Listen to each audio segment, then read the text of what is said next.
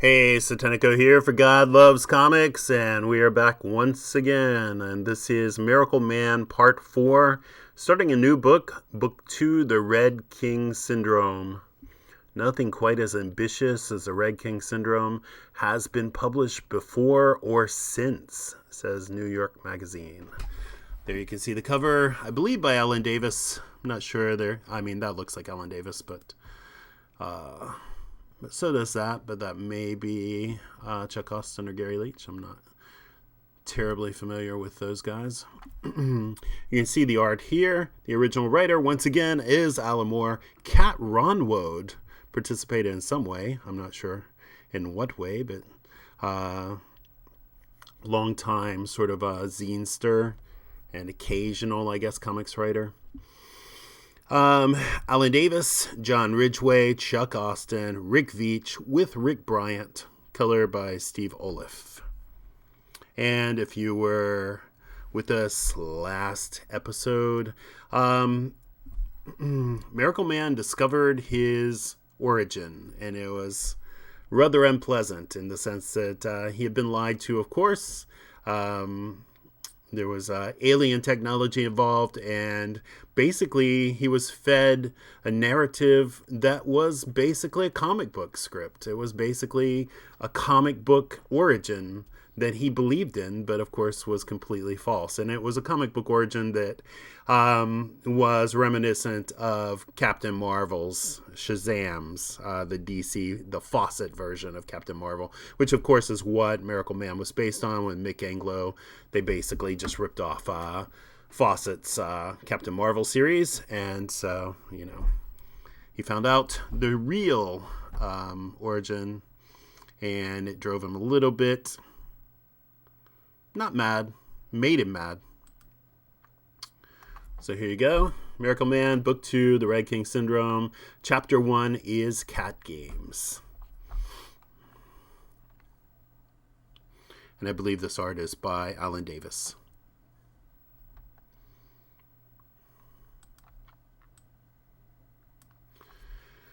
Downwind, a scent, a strong scent, a wrong scent, thick, powerful urine, and bitter, rotting metal. Rotting metal, something bad, something big, something coming. You think it will catch the jaguar, Doctor? It is a big cat, most deadly, most efficient. Oh yes, compared to the gentle herbivores it feeds on, and therein lies its fatal flaw, Gunther. It imagines that it is invulnerable, and it isn't.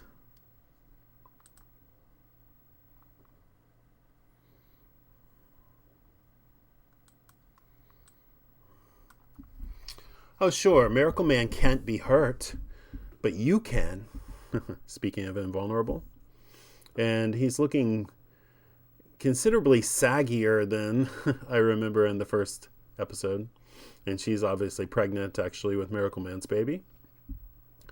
You can get shot in a lift by a government killer, and look, I'm going to have a baby. Doesn't that mean anything to you? Yes, Christ, Liz, of course it does. But this isn't my fault. Being Miracleman isn't my fault. It was something that was done to me. And now I'm Miracleman, and it's a dangerous world all of a sudden. Juxtaposed with this, looks like a python swallowing a rat as the jaguar runs beneath.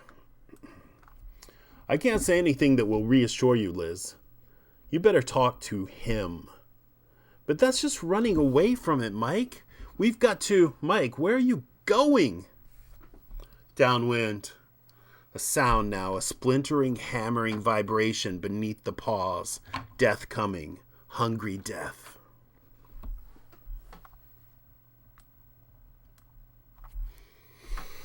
And juxtaposed once again, this time,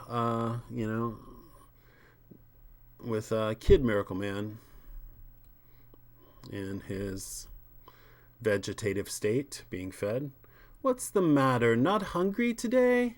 Look, just one more mouthful. Come on, gobble it up, just for me. How'd you like to gobble her up, eh, Johnny boy? How'd you like to sink your teeth into that and just let the juice run down your chin? You'd love it, wouldn't you? You could have her, Johnny, any way you liked. Any way you liked. You only have to say the word. Let me out, Johnny, just for a little while. She's got terrific breasts. Don't you think so, Johnny? And look at her legs. Shut up! I won't let you out. I won't let you. I mean, I can't let you out. I don't have the power anymore. That's what I meant to say. I can't. To be honest, Johnny, I never thought you could. Not until a second ago. A trap. A trap that smells of wire and blood and spring-loaded jaws. A trap. A trap that runs and sniffs and breathes and follows.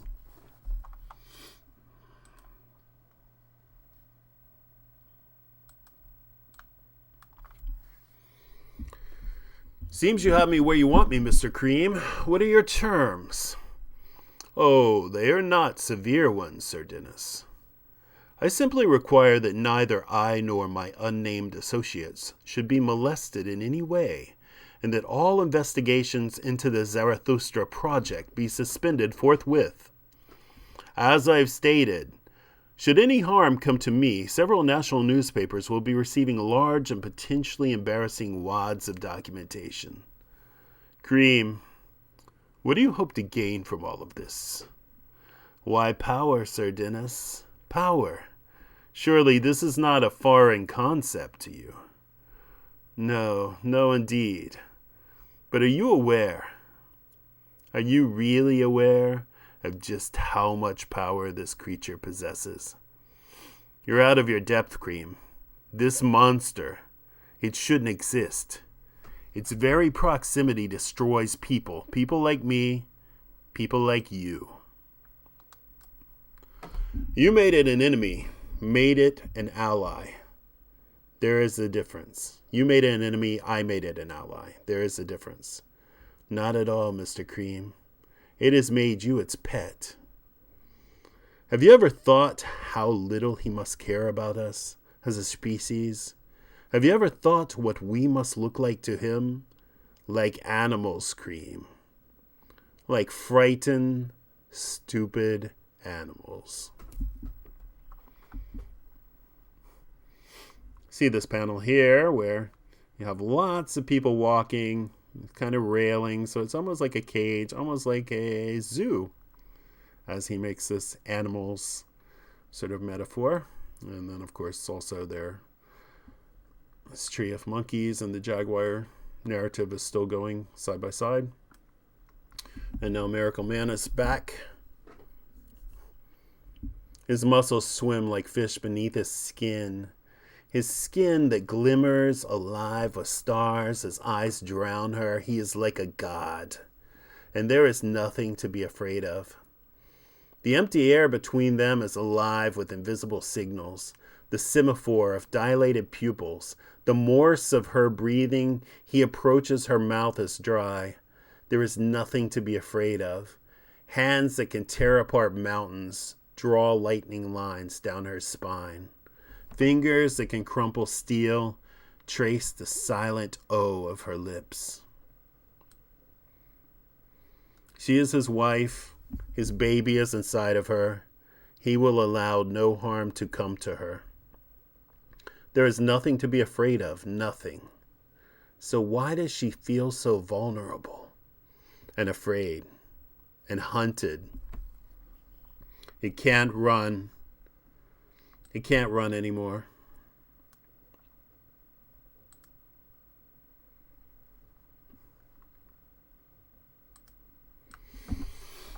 It will have to turn. It will have to fight. Here it comes now. Now. Now. Now.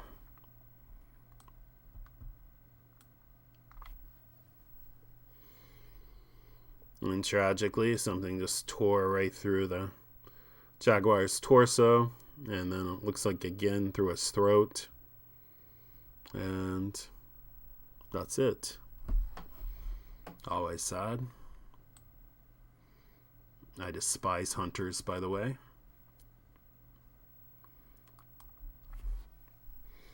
Jason Oakey, 9 years old, also known as Annie, because of Annie Oakley, which has an L, so it's a stupid nickname anyway, and he wishes Gary Watts would leave it out. Current whereabouts, Epping Forest, inspecting his emergency supplies, secreted thus against the contingency of a thermonuclear war.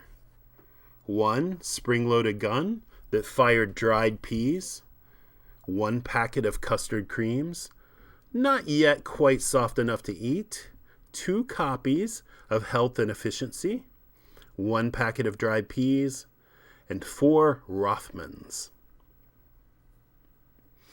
He is considering ways in which to make an anti-radiation suit out of oven foil when he notices the glittering. One of those quiet moments.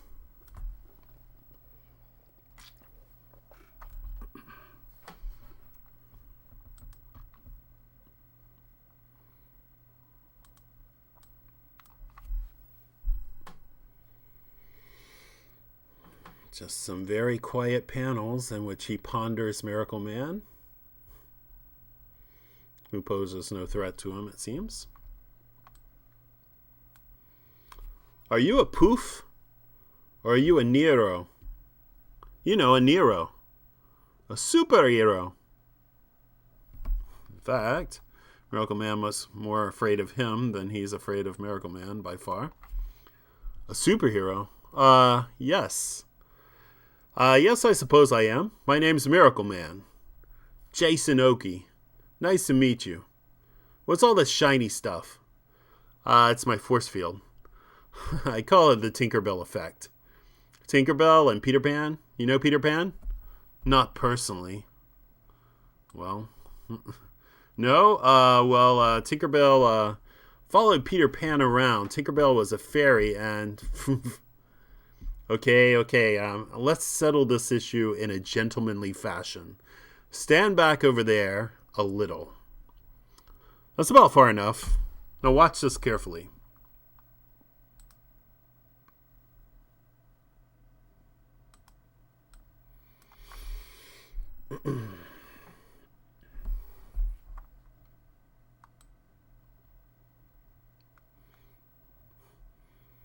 Sorry I called you a poof. That's all right. It was the black eyebrows.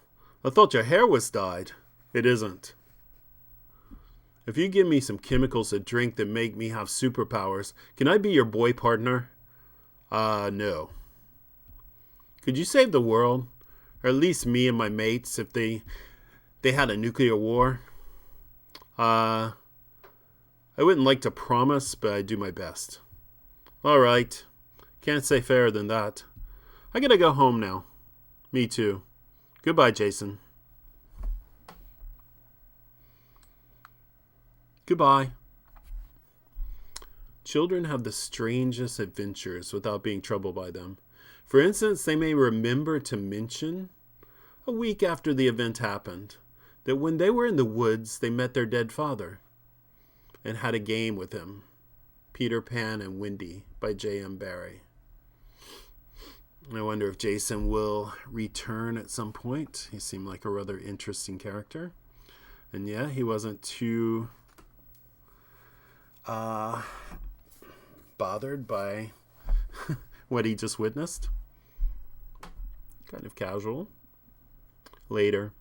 Hello, Liz. I was just over in the Epping Forest. I met this incredible little kid and yeah, Liz was about to. Something was coming, and there it is. It was one of those quiet moments. Liz?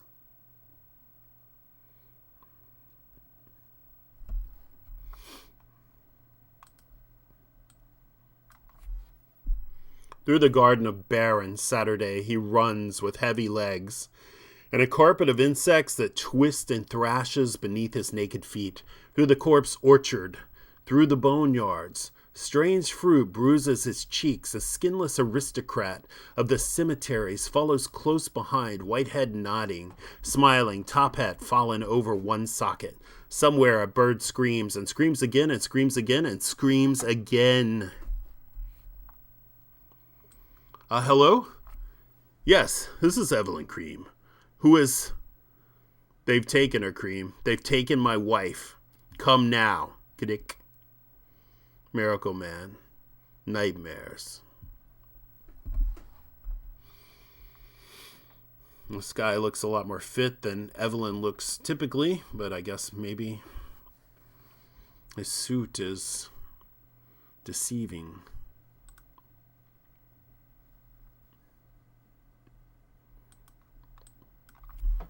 Well, pulse and respiration rate increasing. She's waking up.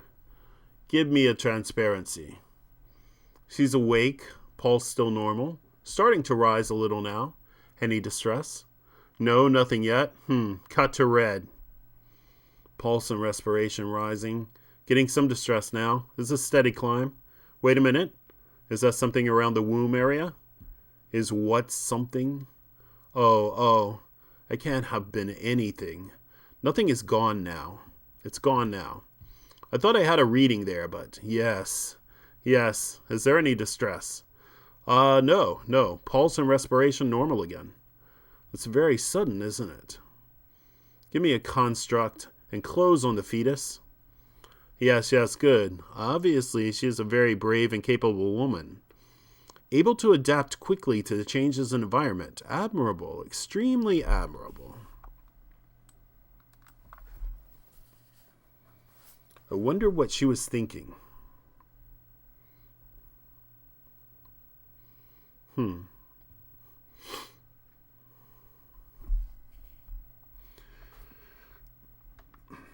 And you see not only the rug,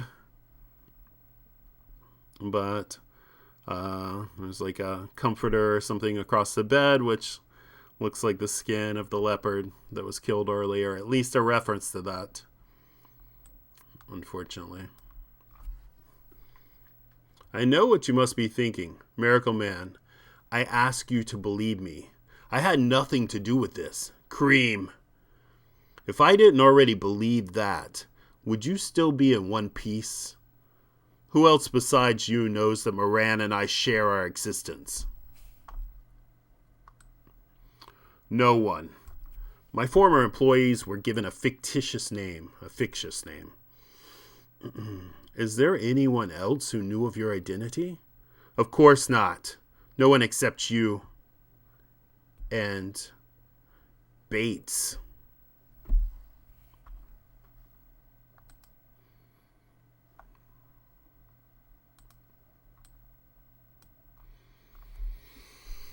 Hello, St. Crispin's Hospital. Ah, yes, my name is Cosley. I'm with the Record, yes. Yes, that's right. I wanted to check something with you. You remember that explosion or whatever it was in East London? That's right, 5 or 6 months ago. You had a child admitted, a boy of 13 or so, suffering from shock. He's still there? You're sure? Could you check?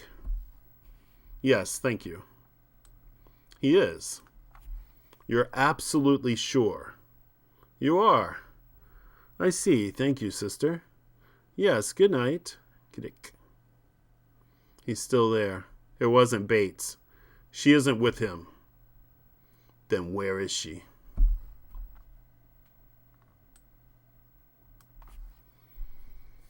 My former employers agreed not to trouble us further. Perhaps they have gone back upon their word. Perhaps they have discovered your identity independently. Let's see. Hello, Sir Dentist Arch? Cream. What the devil do you mean by ringing me at... Listen very carefully, Sir Dennis. I'm with my client at the moment. He's very upset. His wife has been abducted. But then you know that, don't you? What? His wife? Cream, you aren't suggesting that I... Cream, listen in God's name. I suggest you listen, Sir Dennis. Unless she is delivered unharmed within the next hour, my client will devastate London. An hour after that, he will reduce Birmingham to powder. Then Liverpool, then Manchester, then Sheffield. Cream, no! We haven't got her, please. He must believe us. Cream, upon my oath, the sight of God, we haven't got her, please. They haven't got her. Cream, are you there? Listen, if someone's abducted the creature's wife, there's only one person it can be.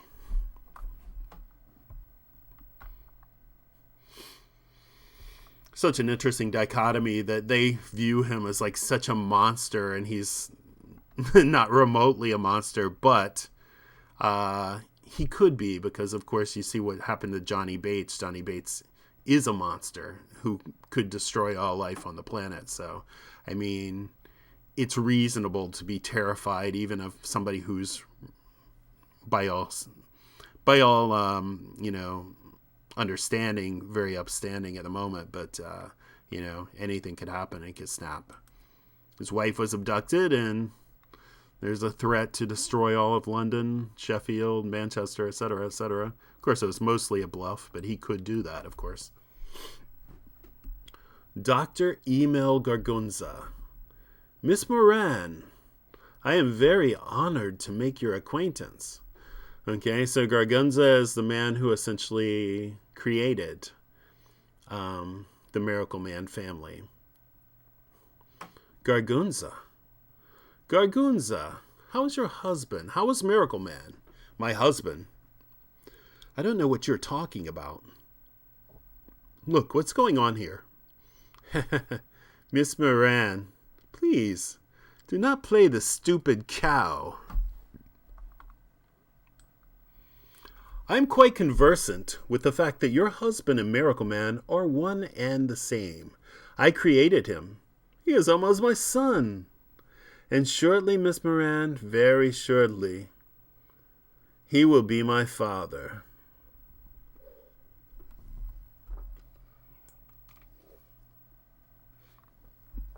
He's thinking of transferring his consciousness into her baby. I think she may have a problem with that, and certainly Miracleman would.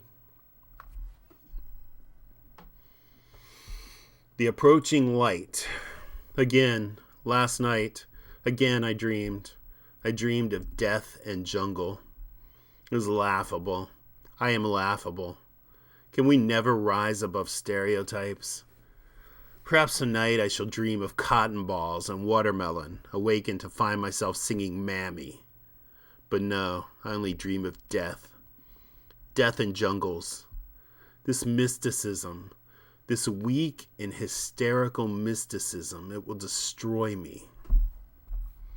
He will destroy me.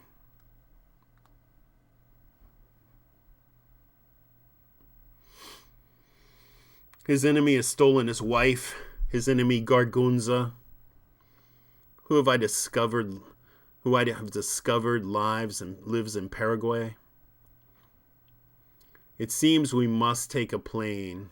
Were he to fly there under his own power, I would fall prey to the wind chill factor and freeze. Thus he needs clothes tailored for a 7-foot-tall man. I asked if it would not be simpler to travel as Moran. No. He does not trust Moran in a crisis. Sometimes I almost understand him.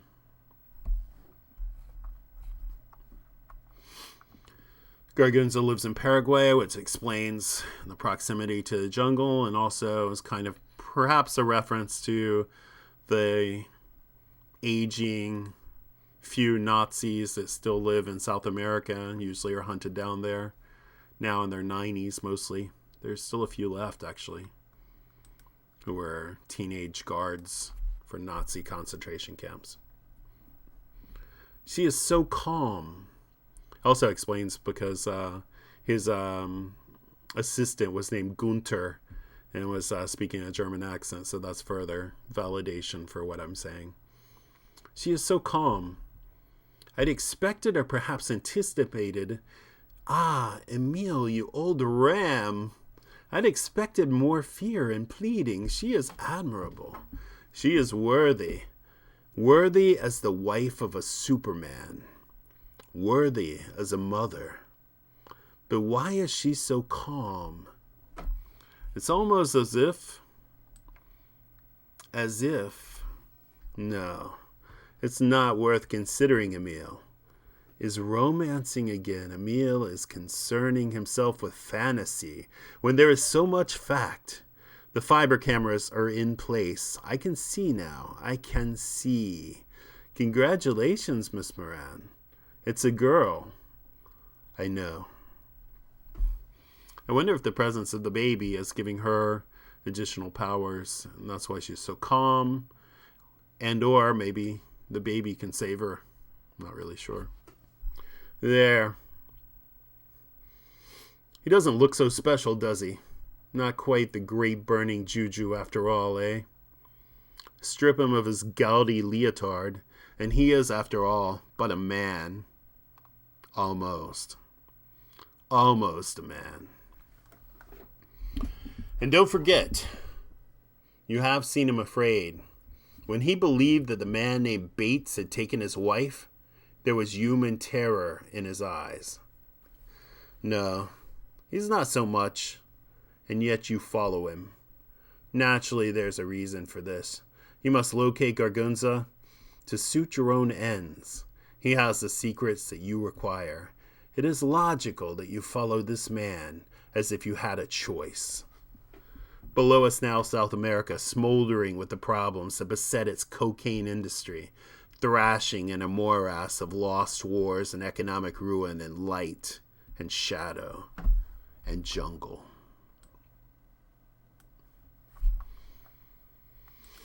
A lot less jungle now than was present when Alan Moore actually wrote this, unfortunately. Far less. So beautiful. So infinitely strange and beautiful, swaying in the fiber light, adrift in her amniotic ocean, and her face so barely formed and unaware, so beautiful, so strange. Ah! Herr Doctor, you cried out? No, a sneeze, I have a cold. Perhaps we had best conclude our explorations for today.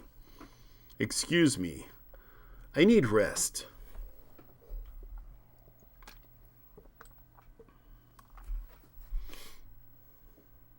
He sleeps. Heat of the hotel room doesn't bother him, but my skin glistens. It is the heat. It is the heat that keeps me awake. No, it isn't. It is a superstition. The mysticism you're afraid of, Mr. Cream. Why not sit and roll your eyes in the dark, Mr. Cream? Why not shiver and say, Lawsy, I's a spooked. You are a fool. Go to sleep. Insect bodies crunching underfoot. I run through a forest of hanged men. I flee the terror that follows behind, only to find that it is in front of me.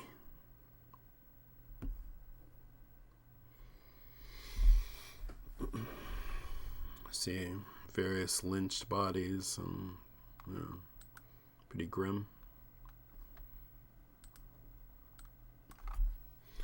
Ah, Herr Doctor. Nothing, Gunther. A dream, nothing. Return to your bed. Nothing, but I saw it. Oh, a reflection, a reflex action. Almost certainly, but startling nonetheless. That moment, that lurching, vertiginous moment, when it opened its eyes. And it looked at me. I will not get to sleep again tonight. I am too old. Dawn infects the sky. An approaching light.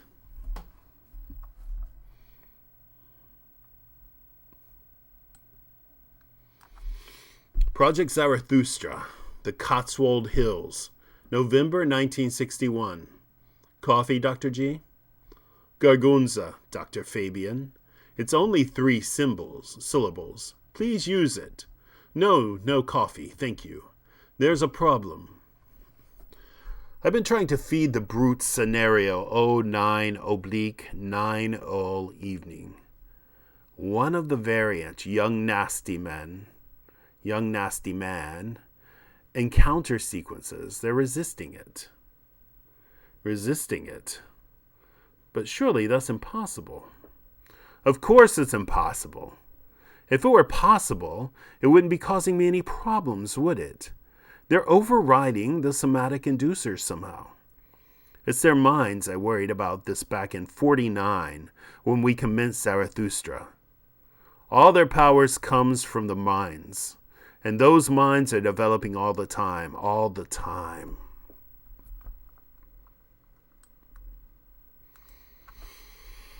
The thing is, they can't be doing it consciously. One of them must be reaching out with his subconscious and overriding our guidance program in some way. Dr. Gargunza, I think the problem's ironed itself out. Look, the screens are registering it must have been a circuit jam. They're accepting dream input again. How very odd. Especially since I gave up the switch and switched the somatic inducers off 5 minutes ago. You? That isn't one of our dream programs? But if it isn't, then...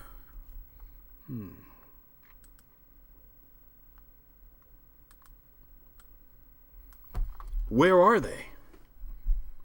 Hey, where in the blue blazes are we? I don't know, kid. Yeah, last thing I remember, we were on our way to sling that creep young nasty man in jail. What happened? I have a strange feeling that things aren't quite as they seem. Something tells me that we're playing a game for high stakes against a deadly enemy. We'd best be on our guard. Are you kidding, Mickey? Who'd be chump enough to think they could take on all 3 of us and still come out tops? Why, we're the mightiest mortals in the universe. That's true, youngster. All very golden age sappy. But which universe? Miracleman family, the Red King syndrome. Beautiful scene there. Somewhat reminiscent of an Al Williamson panel from EC Comics.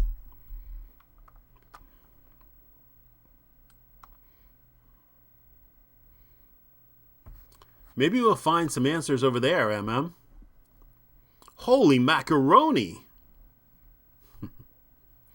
Cheesy sort of exclamation, but then this looks amazing. Look at this mountain, Sleepytown, clown faces. Looks like a Brazilian favela, but stacked high. Some sort of palace, but it's so big. It looks like something out of a crazy dream or a nightmare. Are you thinking what I'm thinking, MM? Check who it is skulking in that overgrown funhouse had better prepare for a visit from the Miracleman family.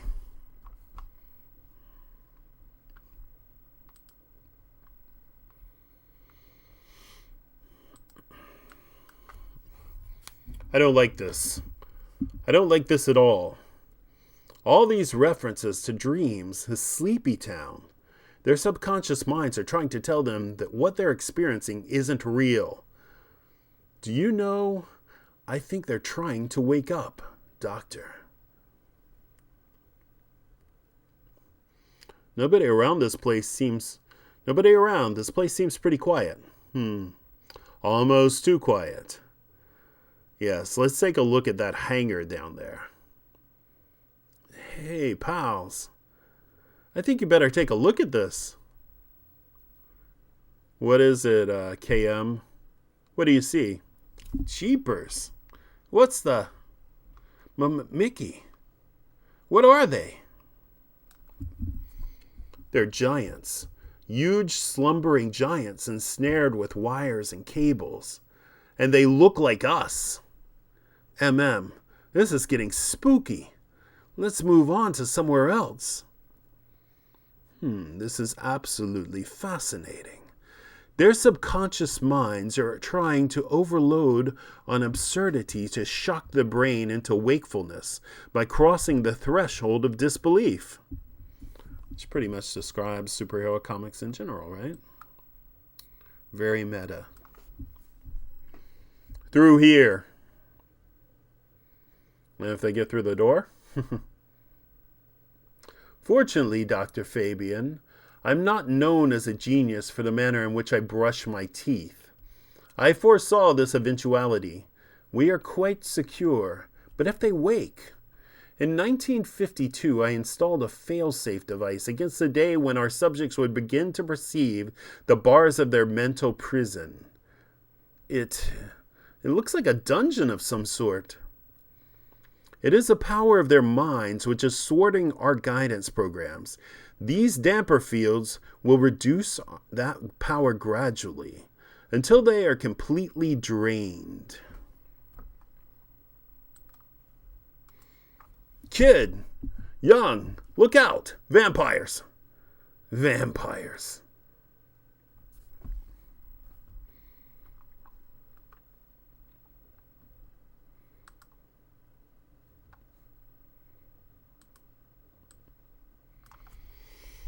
Doctor, the dampering fields aren't working. Can they be fighting the draining effect in some way? Tell me, Dr. Fabian, have you ever read Alice in Wonderland? You have. Do you remember the Red King? He slept and dreamed, and no one dared wake him. They were afraid, you see. They were all a part of his dream, and that were he to wake, the whole of existence would simply vanish. And here we are with these horribly powerful creatures that we have managed to keep supplied with dreams for 7 years. An interesting parallel, don't you think? Well, yes, the whole of existence won't come to an end if these creatures wake up, will it? It will for us. The gritted teeth suggest the nightmare. He's fighting, but also trying to resist the dreams. The vampires, of course, are, suggest, I'd say, we're saying the draining effect would metaphorically be vampires, all of these silly kind of creatures. Paraguay evening. A biscuit, Pluto. You want a biscuit? There. You will be a fat little dog, Pluto. Dr. Gargunza. What are you? I? Oh, only a man, Miss Moran. An old man near to death. No. Where are you from? Veracruz? I heard Woodrow Wilson's guns. Woodrow Wilson, great American president during the First World War. I think in around 1918 or so.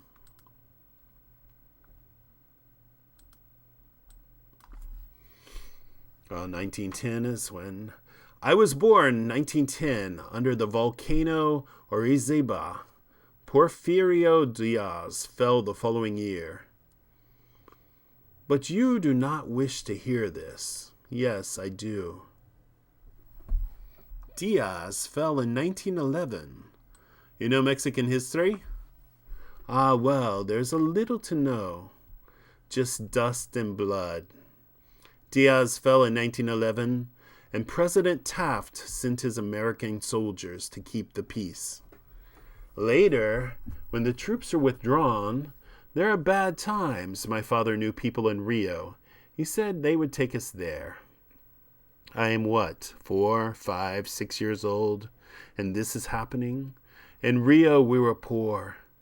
My father, in 1919, died of food poisoning. Mother had not even the money for a respectable funeral. I'll take care of you, Mama.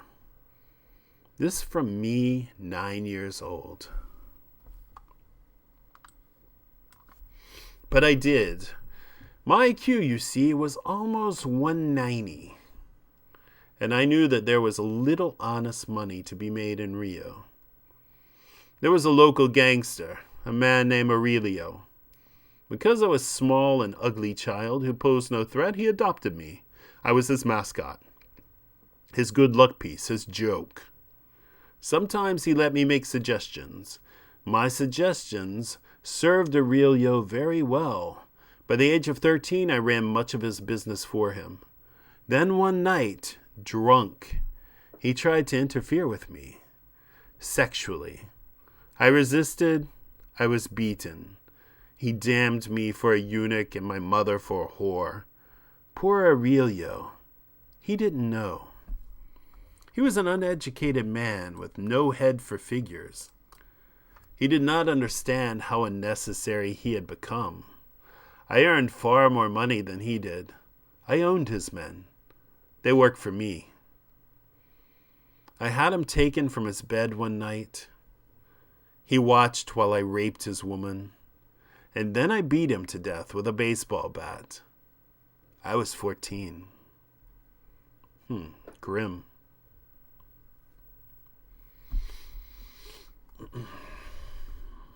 Aurelio's hands bound there.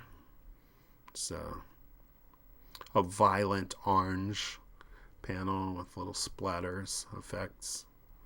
And he looks like a madman there.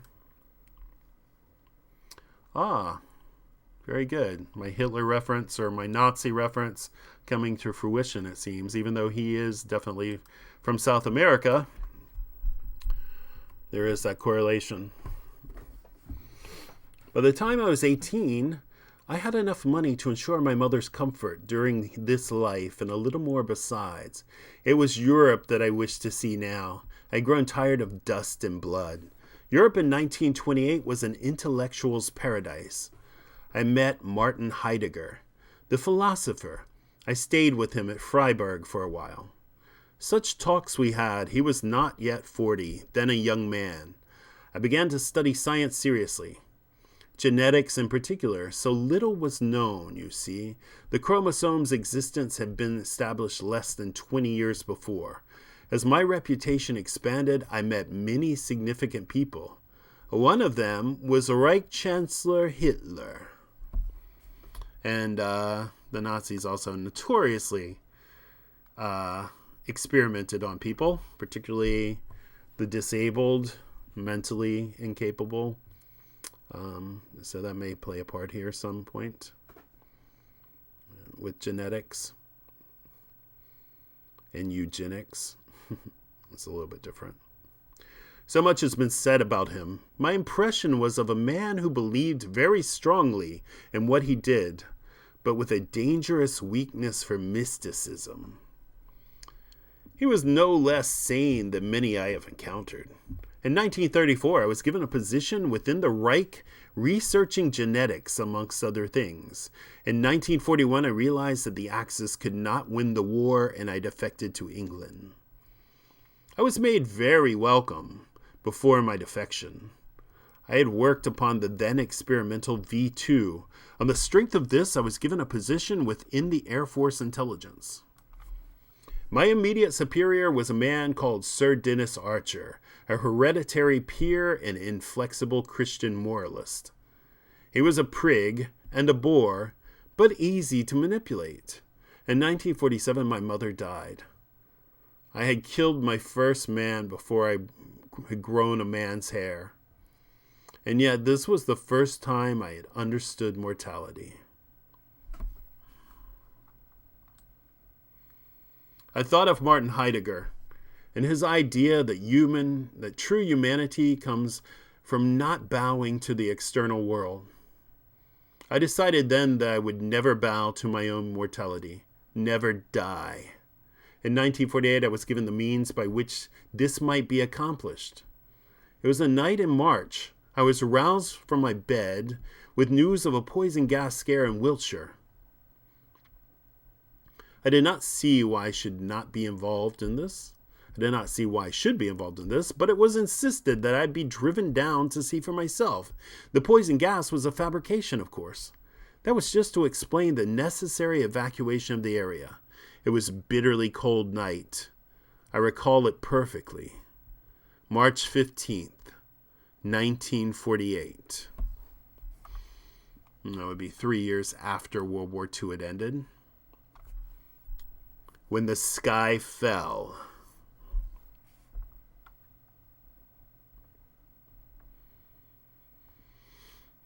Pretty amazing.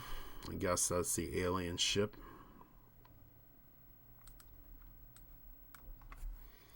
Paraguay evening. Oh, it's perfectly true, Miss Moran. I assure you, a craft from another galaxy crash-landed in Wiltshire almost 35 years ago. More coffee? It was damaged, melted in some places, a giant Icarus that had brushed the sun. Its surface, I recall, was impossibly seamless, and there was a smell of aniseed and ozone. It was magnificent. We entered the ship. We gave no thought to radiation. It was a simpler age. We had to use ropes to get inside. There were no ramps, no ladders. The ship's owner had not needed them. We entered the ship. But like tuna fish swimming through the wreckage of an atomic submarine, we did not comprehend it. We could not. It was from somewhere else. A little piece of heaven.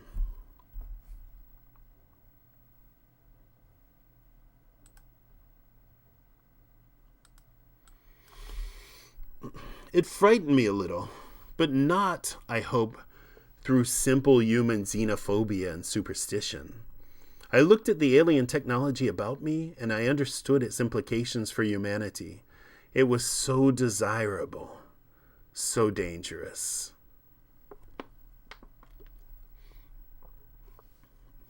The light was sourceless, and of an indefinable color.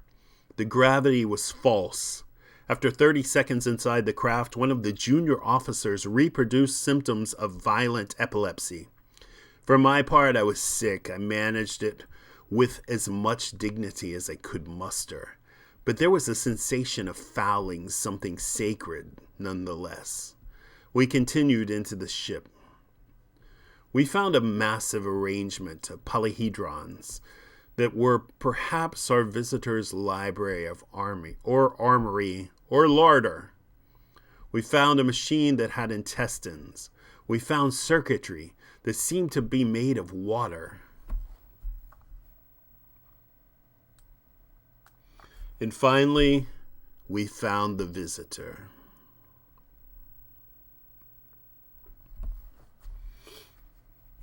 Interesting. Fascinating.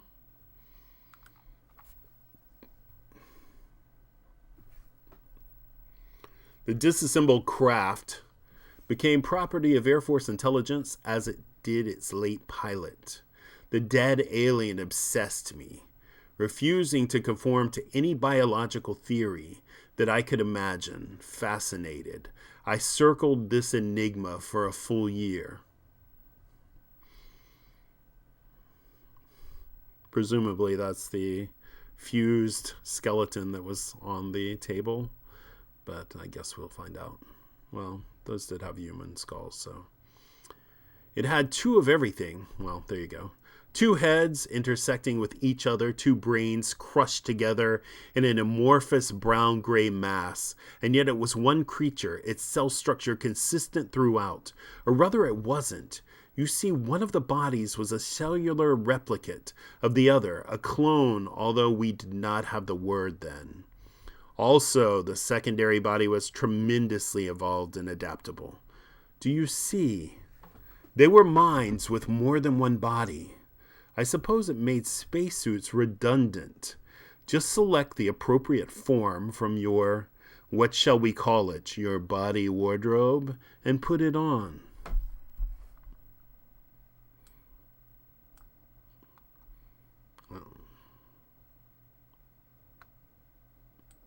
But one night over Wiltshire, something had gone wrong, an engine meltdown perhaps, some accident that caused both bodies to occupy the same space at once. I imagine it was very much like hell.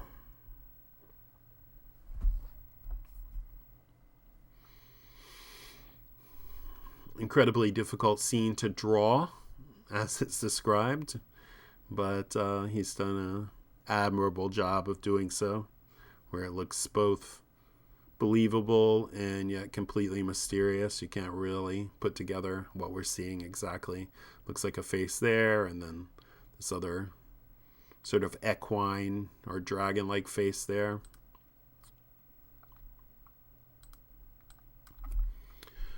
But for me, a heaven-sent opportunity, a gift of fire from an alien Prometheus. You see, it was my belief that this process might be made to work upon humans. What if you were to say a human being? Let's say a young orphan whom no one would miss. What if from his living cells, you could create a perfectly evolved superhuman? What if you could place this body in, call it infraspace, to be summoned by the activation of a brain implant? And this brain implant, what if it is triggered by the utterance of a simple polysyhypnotic keyword? You begin to see what then might not be possible. Within those halls we crafted monsters, and if Archer suspected as much, his suspicions went unvoiced. He averted his eyes and allowed his conscience to look the other way.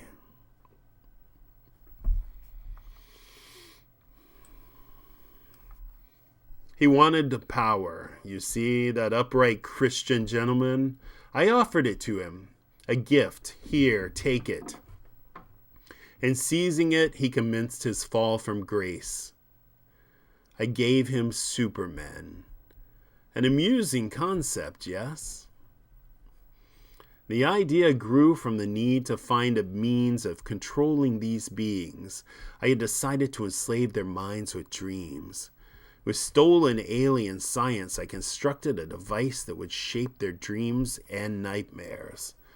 All that I needed was the appropriate fantasy, a pseudo-logical system that would explain their abilities to my overmen in a credible fashion. For 6 months I wrestled with this problem to no avail. One day in the canteen, I chanced upon a flimsy black and white children's paper, left there by some semi-literate engineer. I picked it up, I read. And then, Miss Moran, I laughed, and laughed, and laughed.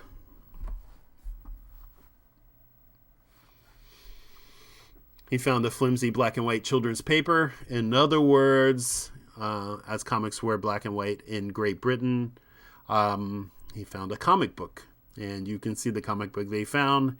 It is exactly what you're looking at. Fawcett's Captain Marvel, Mary Marvel, and was it Marvel Man Jr.? Gosh, I look at these all the time and I forget. But anyway, they're basically admitting, yes, we ripped this concept off and made something from it. Because apparently the British publisher, ran out of, the copyright ended, and so for the Fawcett characters. And so when it did, they just did their own version of them. You know, almost a direct ripoff by Mick Anglo.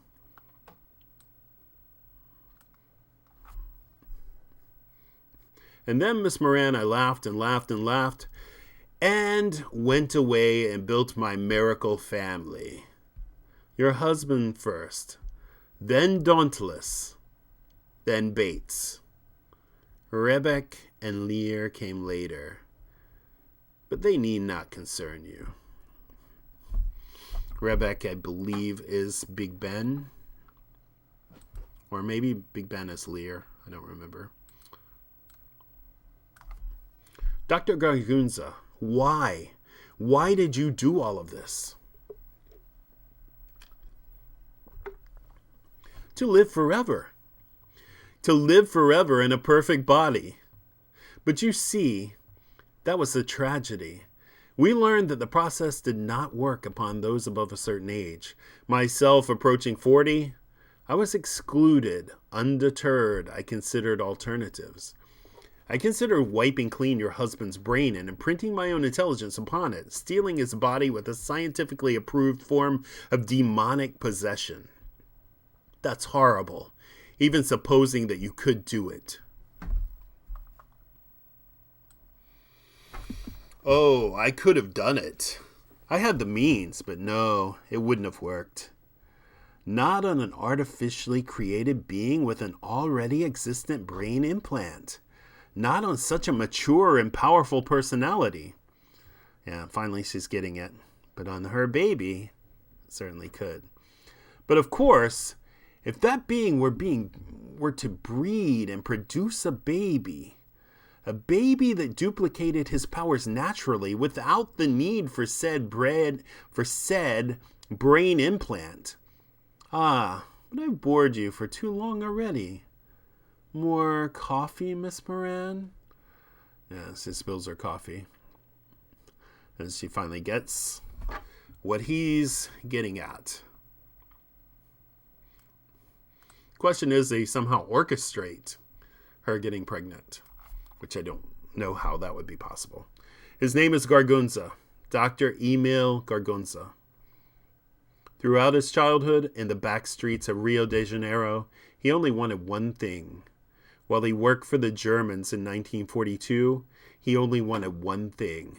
Now it is 1961 and he is in Britain, working for the clandestine branch of Air Force intelligence known only as the Spook Show. And he still only wants one thing. He wants to live forever.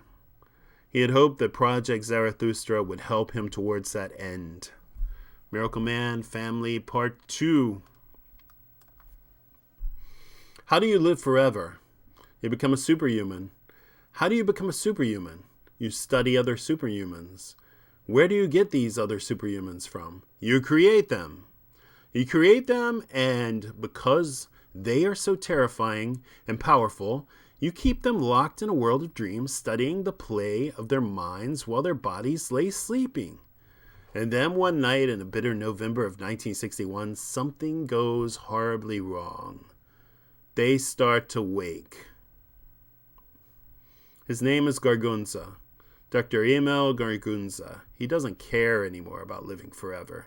He just cares about getting through the next hour.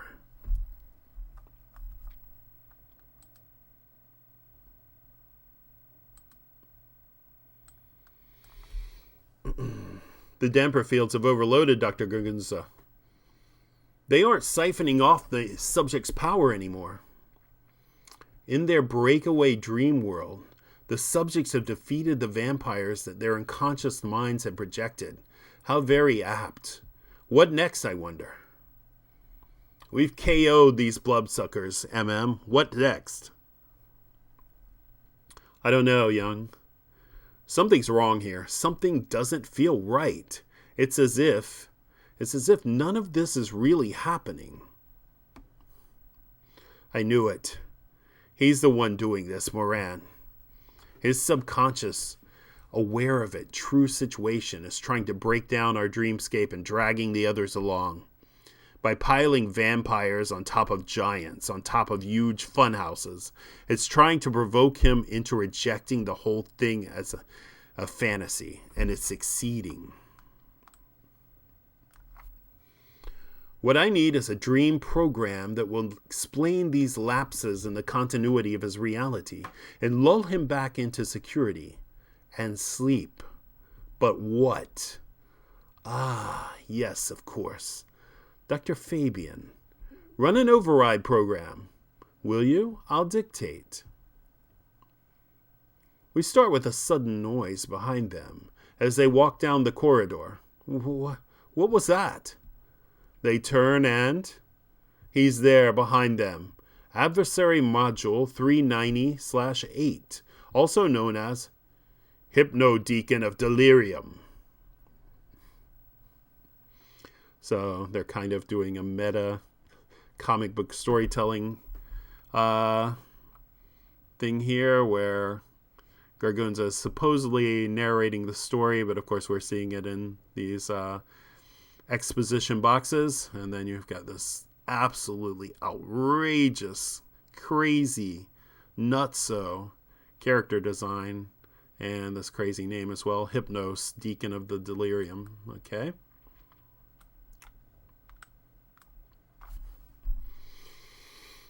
We might have known.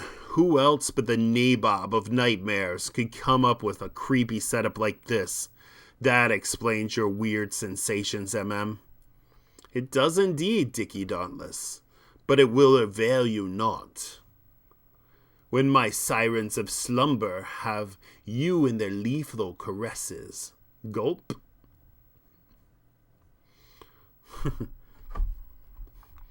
All of this nonsense is to explain away the craziness of the vampires. All of these constructs that Miracleman's mind is coming up with to essentially tell him that he's in a dream. It's working, Doctor. The electroencephalogram shows they're slowly reverting to the wave formations of our control system. Hypnos, you rat. We know that you can't hit girls. You know that we can't hit girls. Hit them. Who wants to?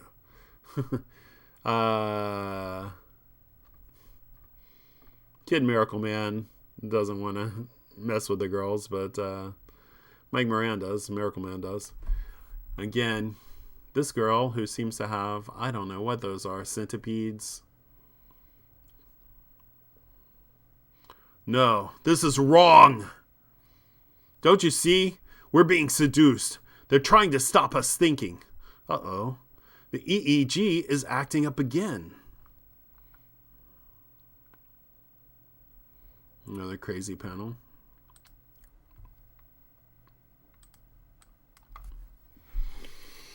How did Hypnos know your secret identity, YM? He called you Dickie Dauntless. How did he know? And this castle, these powers. He wasn't like this the last time we encountered him. None of this is real. None of it. The console. Out of my bloody way, Fabian. I learned of your young friend's identity with a secret mind-scanning advice. And as for my newfound abilities, they were given to me by the mayor of the fifth dimension in return for saving his daughter's life, and... No, you're lying. Look at this chamber. It's changing. Everything's changing. Even my costume. Doctor, look. My God. Can his subconscious be that powerful? I never dreamed. If he should wake, if he really is that powerful, then he'll kill us, Fabian. Be sure of that. Just look up at that screen. He wants to kill us. I'm tired of your lies, Hypnos. Let's see who's really hiding behind that mask. Gargunza. Oh, God. His subconscious mind, it knows. He knows. There's got to be a program. There's got to be an end sequence that will resolve the insoluble mess that this mind has woven. There's got to be, Doctor. He's starting to move. Give me the answers, Gargunza. Give me the answers or I'll kill you. Well, Gargunza, what's it to be? And the constructs are melting away.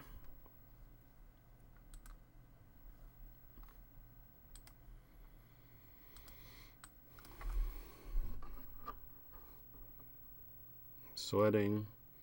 And then the Miracleman family woke up. And it had all been a dream. Whew, hey, kid. I just had the craziest dream. Funny. So did I. Thank goodness it was only that. Just an insane nightmare. Normal dream patterns reestablished. Completely. All the loose ends tied up. You're a genius, Dr. Gargunza. Yes, I suppose that I am. Who knows? Possibly even an immortal genius. Say, by the way, what happened to your costume? Uh-oh. Look at the terror on his face.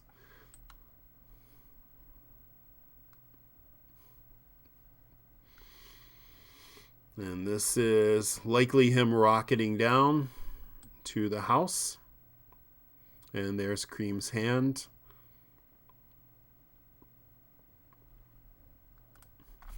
Miss Moran, please do not be alarmed. I'm a friend. Your husband will be arriving shortly.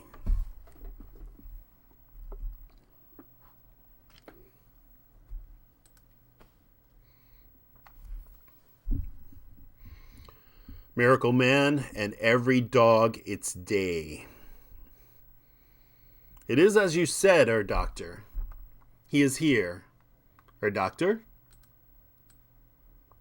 Oh, forgive me, Gunther. I'd forgotten just how magnificent. No matter. Bring Pluto to me, and also my tinted spectacles. We may not have much time.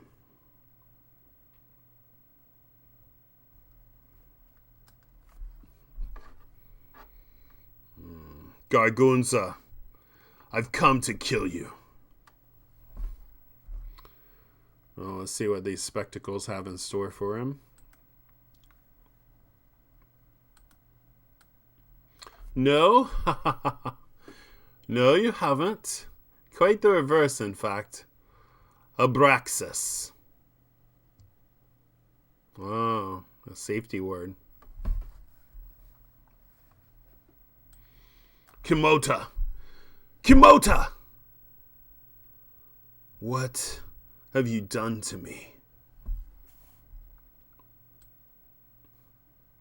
Isn't it obvious?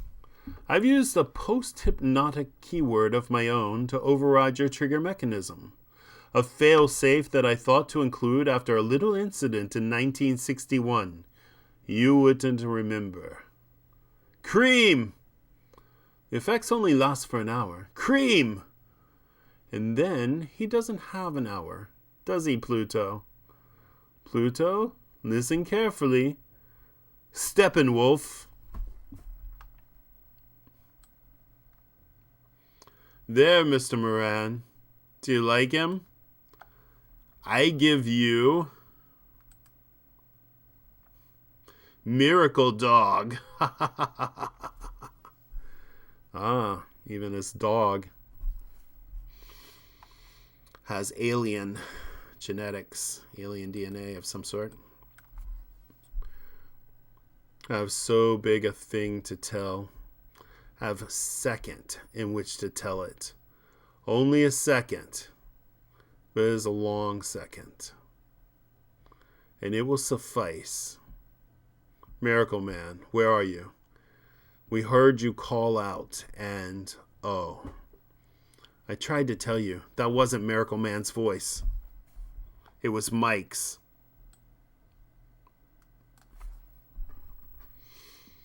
All the heads turn as the hunt goes by.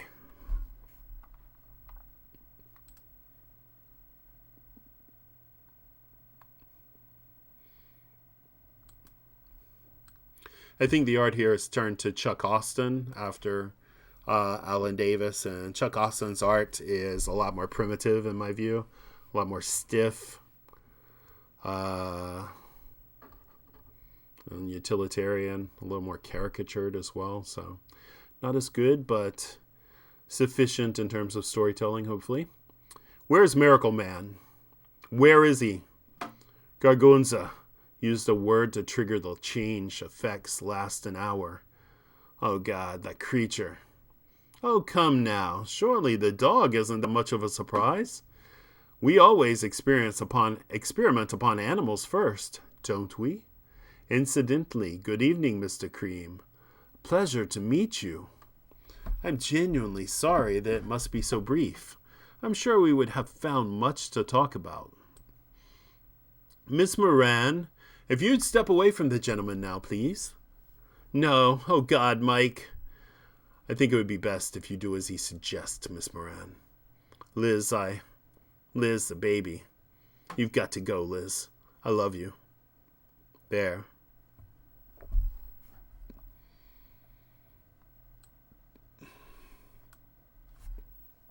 Now, you will be given 3 minutes start. Dr. Gargunza, there is no point to this. There is every point. I've been waiting for them to produce a baby. I've followed this couple's progress for almost 20 years, using employees within your country. That baby is the key to my immortality. Truly, all I ever wanted from Miracleman was his seed, and that seed is planted. He's outlived his usefulness. It seems harsh, but then we are all of us prepared to commit atrocity in the pursuit of beatification. In our unbearable yearning for power, I think you understand me, Mr. Cream. Yes. Come, Mr. Moran. We have 3 minutes. And I ran for my life with fallen God. And for once, he followed me.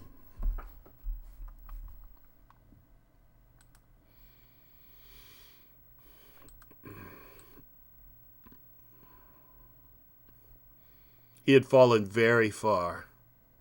Cream, I can't run. I'm too old, too fat. Oh, God, I'm going to let him down. I'm going to be killed and he'll die too. Mr. Moran, listen very carefully. You are a fool. You are a weakling and a coward. But inside you, there is a God. Inside you, there is someone better than us. And whatever the cost, you must protect him. Take this. We'll split up here. I doubt we shall meet again. Goodbye, Mr. Moran.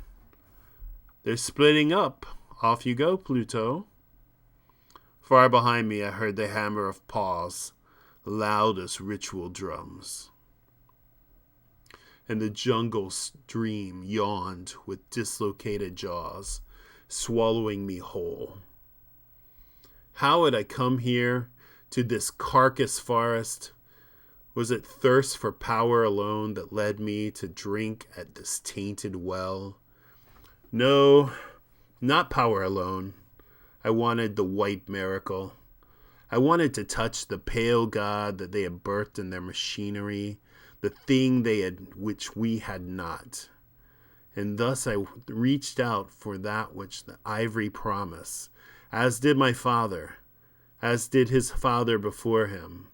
And I learned that thing which I must tell, that whiteness, which we pursue through the dark trees of our inner continent, it is not the whiteness of hot steel or of sanctity. It is the whiteness of bone.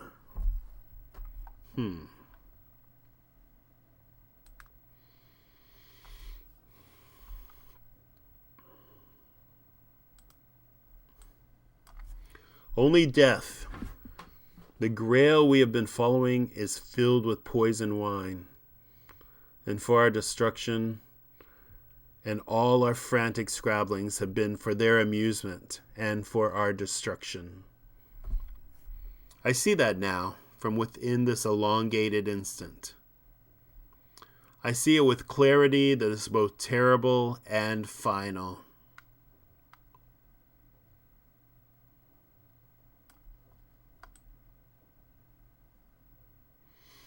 It leapt, then its breath slamming into my face, a hot and rancid wall. And then there was a movement, too fast to see, a pain too swift to experience. And all that was a second ago. Where am I now? I feel, oh.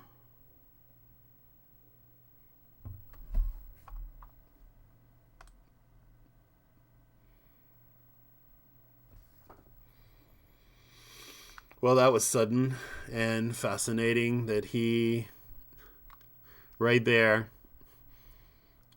the creature comes at him, his glasses fly off, and this is that last moment of consciousness. So sudden, his head is already detached, decapitated. That's a drop of blood that was hanging down from the leaf or from the, strand of grass. And then, that last momentary realization, and presumably No more consciousness here. And the creature is now off after Mike Moran. And this obviously is the same creature that they experimented with, having it kill that leopard.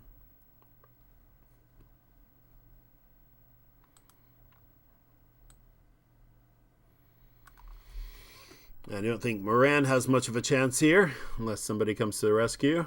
He's running, his pajamas, he's obviously fatigued, very tired, has one pistol, probably means nothing. Oh, it actually ate his head. It stares, it lowers its head, it spits blood and sapphires. So it actually ate his head, and those are the sapphire teeth. And maybe that killed it. My soft body just stands there. Innards protected by nothing more sturdy than skin, useless as paper. I can't move. My mind's like a dance hall fire, a crowd of terrified voices all screaming instructions at once. The dog drips bloody slobber and crunches its mouthful of razors together. One voice screams, "Run." Another bellows, "Shoot it, shoot it." A third pleads with me to remain still. A dozen frantic options, all hopelessly unworkable.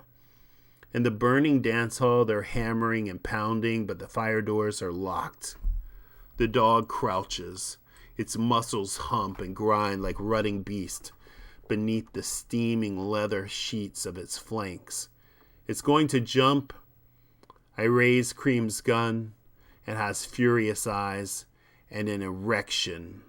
It has a dead man on its breath.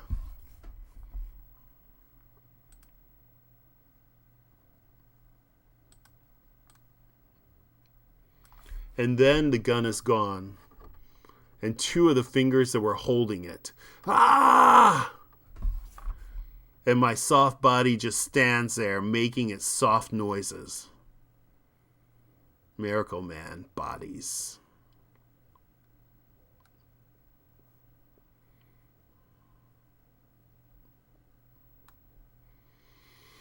It's also maybe taken after the Sex Pistols song, Bodies. It's about abortion.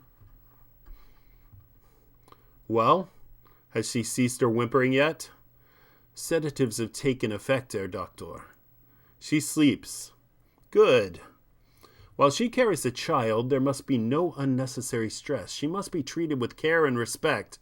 After the nativity, you can give her to the men. Wow. Okay. Speaking of whom, you had best dispatch a party to find whatever remains of Cream and Moran.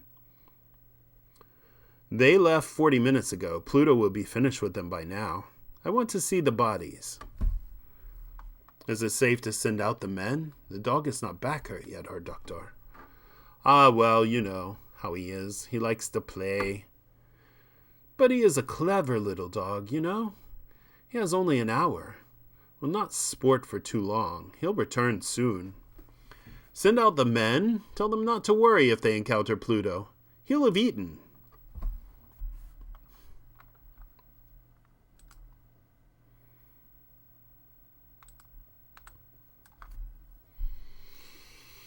The dog lands, striking the ground with his big, great black fist of body, hard enough to shake the trees.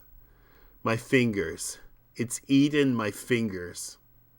The dog spits a spray of crimson, a shower of iron confetti, then grunts and rolls its eyes. The gun. It chewed up the gun. Is it telling me how helpless I am? Oh, God. Is it playing with me?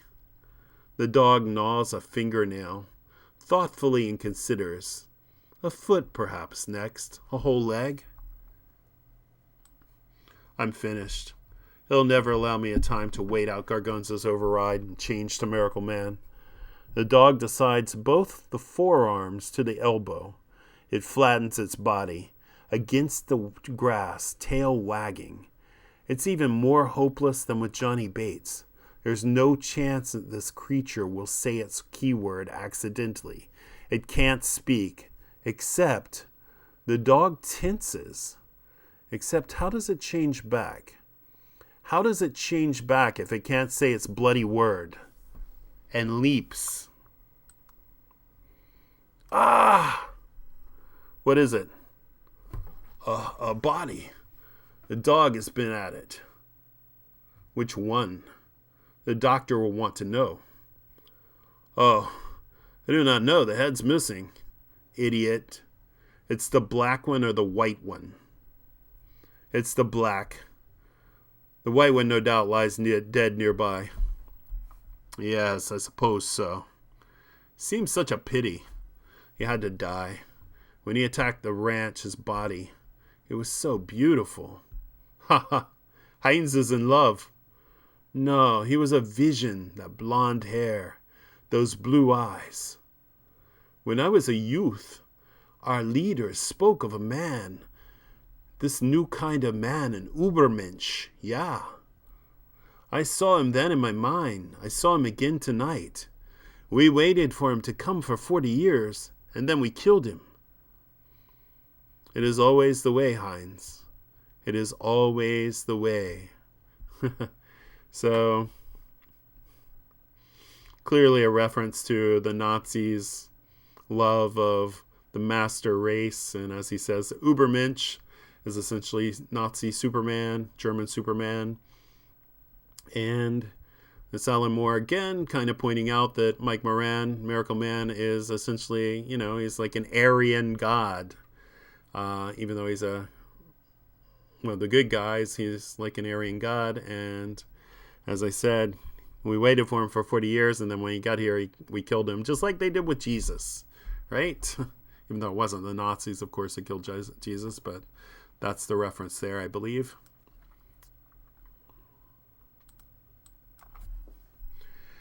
It's coming. Only seconds left now. The dog can't say its own keyword. Gargunza has to say it for him. What was it? What was the word? What did he say? It was something from Hermann Hesse. Demian. No, Siddhartha. No, Steppenwolf. Boom.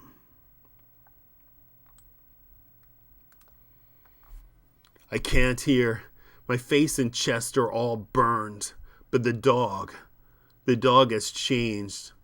It stands there in the smoke, groggy and confused. I pick up a rock from the grass at my feet, and then I smash its brains out. The smell is terrible, and once the adrenaline rush is past, I throw up. After that, I wait. I just wait.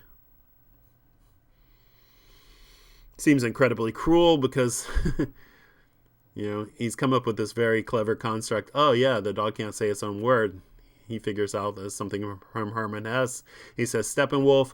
It changes the dog back into this cute little harmless puppy that's just as dazed and confused as he would be.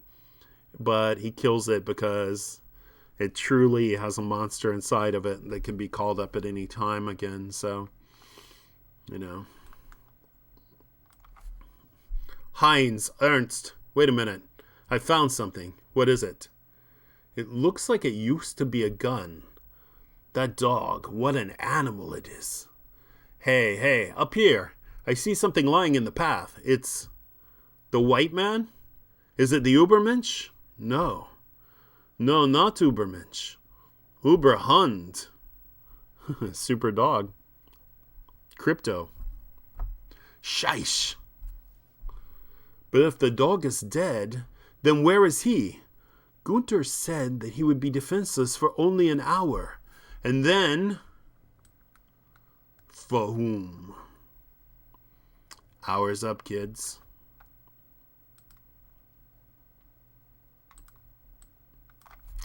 Oh no. What's happening? I can't see. Oh God, that noise. What did it mean? It meant that my time is up, gentlemen. Yours too.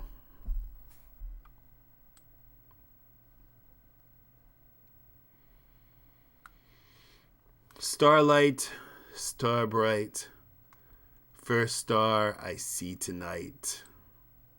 I wish I may, I wish I might. See, I'm not a big fan of Chuck Austin's rendering here. but it's effective enough, I suppose. Have the wish I wish tonight. The wish I wish tonight, and bam. It's nothing but crazy spew of blood and eyeballs flying everywhere.